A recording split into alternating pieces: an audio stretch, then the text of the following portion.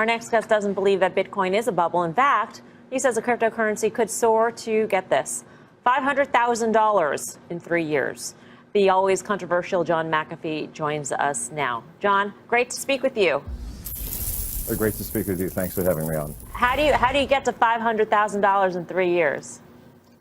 Well, let's not worry about that. Let's worry about people calling you got the a bubble. bet going online on that. Yes, I do. People are calling Bitcoin a bubble that's bursting. Now, keep in mind that 2 months ago, Bitcoin is at $2,900, and people were saying it's never going to hit 3. Well, it hit 4 and it hit 5. If you look at the long-term trend of Bitcoin, it has been consistently up.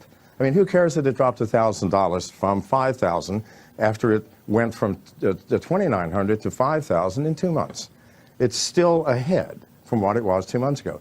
You know, my company is one of the largest miners in America, and one of the nice things about mining is it doesn't matter what the price of Bitcoin is. We still make money.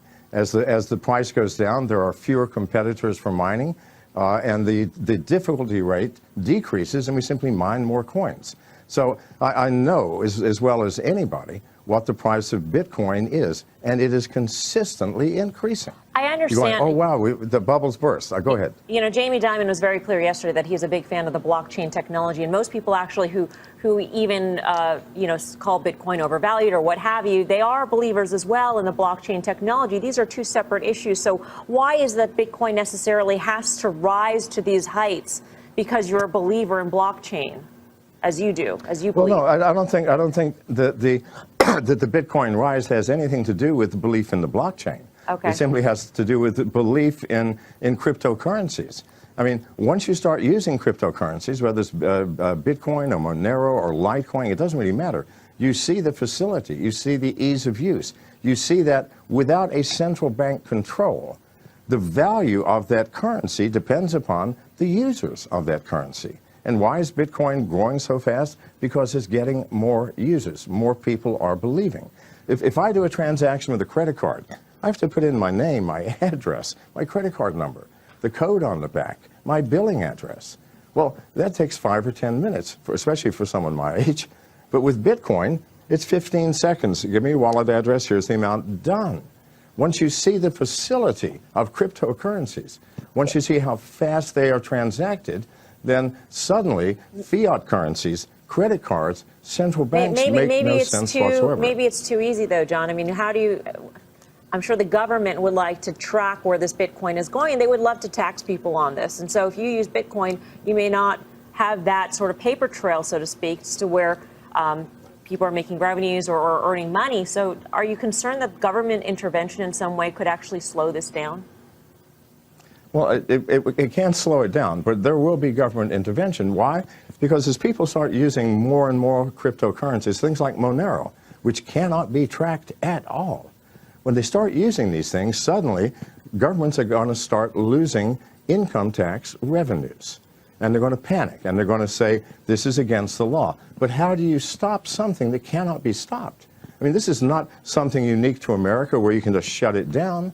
I mean, I can use the Tor browser or the Onion browser and access Bitcoin wallets all over the world, and no one will ever know.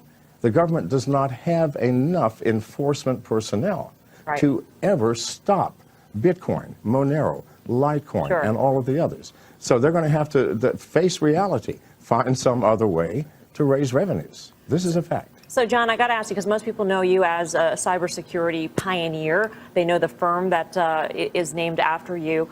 In between that time and now, you had a very interesting life. And actually, some reports say that, it's the insane life of John McAfee, that you once lived in Belize, which is true, allegedly got caught up with drugs and other illegal activities.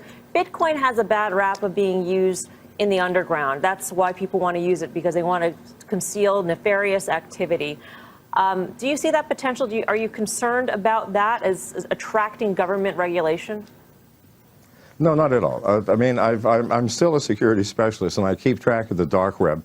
Bitcoin is very seldom used anymore on the dark web. It has been replaced by Monero as the currency of choice, because Monero is absolutely anonymous, cannot be tracked, either the sender or receiver of any transaction.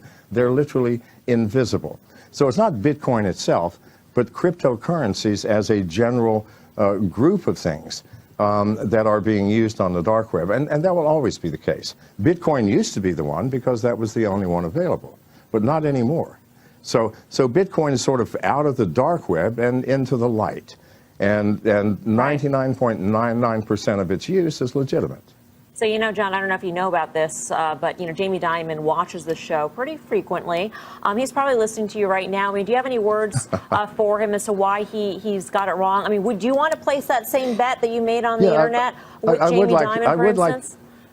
No, I would like to say this, Mr. Dimon. I respect you, sir, for your position. People who rise to your position are not idiots. However, sir, what is, you called Bitcoin a fraud. I'm a Bitcoin miner. We create the Bitcoins. It costs over $1,000 per coin to create a Bitcoin. What does it cost to create a US dollar? Which one is the fraud? Because it costs whatever the paper costs. But it costs me and other miners over $1,000 per coin. It's called proof of work. We have put massive amounts of computing power and electricity in creating these coins. Surely there's some value in that work that we did to create the coin. And the fact that Bitcoin is consistently growing in its use and in its value has to say something. Sure, it will rise and fall, and it is highly volatile, as all new technologies are. Right. And at the same time, it is certainly not a fraud. So you're pretty sure that you're not going to lose this bet that you have on Twitter? No, I don't ever lose bets. Sorry for my bets. All right, then. John McAfee, great to speak with you. Thank you.